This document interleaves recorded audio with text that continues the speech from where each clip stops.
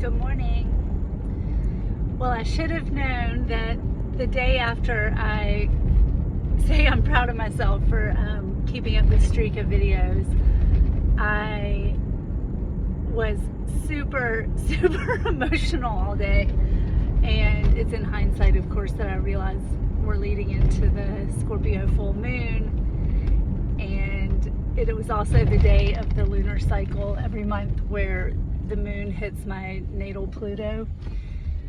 So, you know, I can be a little bit easier on myself today remembering that, but I don't know about you guys or anybody else that has heavy water placements in their chart, but I have an extreme amount of mutable water in my birth chart, and I was pretty much flooded yesterday.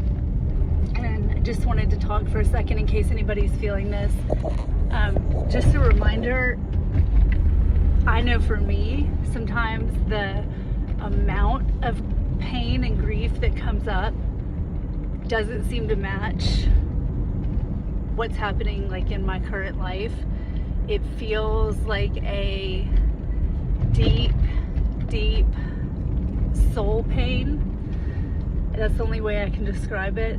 Like an ancient pain that exists in between the cells of my body, like that permeates my whole being when it's coming up, and so it's really intense. So yeah, just a word of encouragement, you know, just try to go with it. It's hard.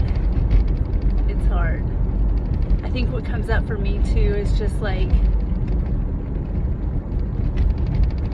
even though I don't have, you know, a lot of past life recall of specific things, there's just this overwhelming sense of like having played every role, you know what I mean? Like being the abuser and being the abused, being the king and being the servant, being the man, being the woman, being the soldier and being the peacemaker, being, you know, just like this feeling of being here a long ass time. And I don't know. One more thing, kind of rambling. I just dropped my son off at school.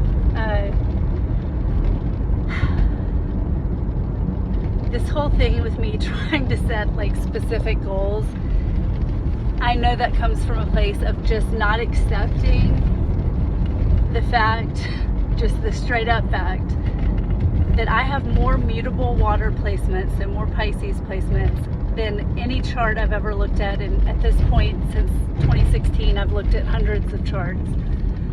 And so mutable water, changeable water, changeable emotions, that's just not the chart of somebody that's going to be like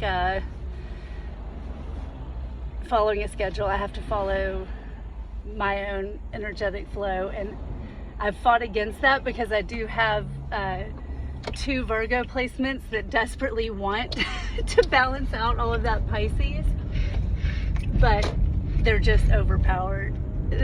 Pisces, like, sorry Virgo, like you can rear your head up once in a while, but like when the flood comes, the flood comes. When the ocean moves, the ocean moves, and little old Virgo just can't do a lot about it.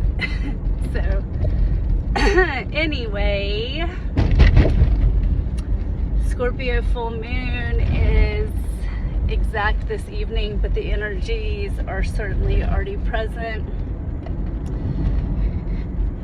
And, you know, Scorpio is the subconscious. It's the quote unquote underworld.